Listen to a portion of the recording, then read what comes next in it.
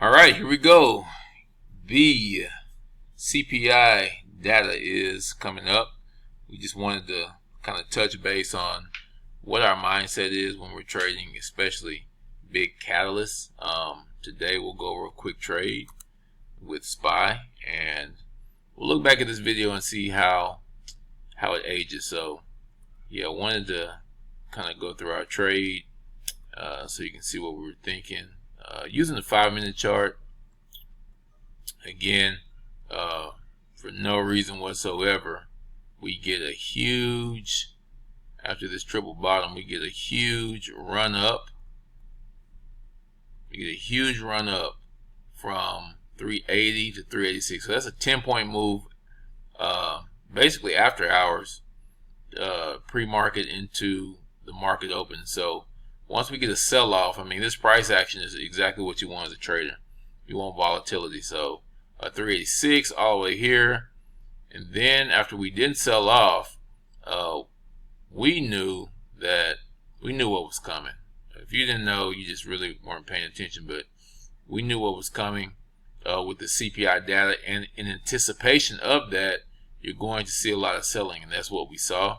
That's what we got. So hope you capitalized. We got 100%. We actually opened the position up into this spike, into this last spike. So 385, I opened my position right around 385, and then all of a sudden the bottom fell out. So got 6 points just from noon all the way to 2:30, 2:45 Central Time. It'll be 3:30 Eastern Time. So like I said, one of the biggest deals is the fact that we have a situation that a lot of people thinks may make the market bottom out again. So again, we got home values and sales falling. Okay, cancellation rate highest since the start of the pandemic. That's almost unheard of. We got all the way to these reports. Now, this is the last report. The last report that came from the White House for inflation said that they expect the numbers to be high. Sure enough, the numbers were high, and we sold off. So here we go right here. Let's see if we can get an audio. So on Wednesday, we will have new CPI inflation data, and we expect the headline number, which includes gas and food, to be highly elevated, mainly because gas prices were so elevated in June. Okay, so again, they're expecting these numbers to be elevated. What else would you expect? Let's go back to June. I mean, for all of June, where were we? So look where June was. We started June here, June the 1st, and look at this. June the 13th, it peaked out. Peaked out June the 13th, and for May, look where we were in May. Okay, May we were all the way in the 104s. June, all the way up until the middle of the month, we were at 120s. Okay, not to mention rent is factoring in, which is over $2,000 for the first time in ever or for a while. So let's get back to trading. If you trade ES, you're looking at these levels.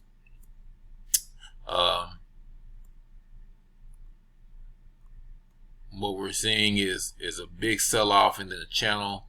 You can't seem to break above this 38.33, but we also are finding support right around the 38.20 level. So looking for a retest of this low here but going all the way back even to on the 1 hour, the 3639 level is what we should be looking to test if things get really bad. But I'm looking for, at the very least, this bottom 3845, 3850 area. So we can retest this easily. Actually, we should retest this. Look at where support and resistance is. Look at these channels and channels within channels.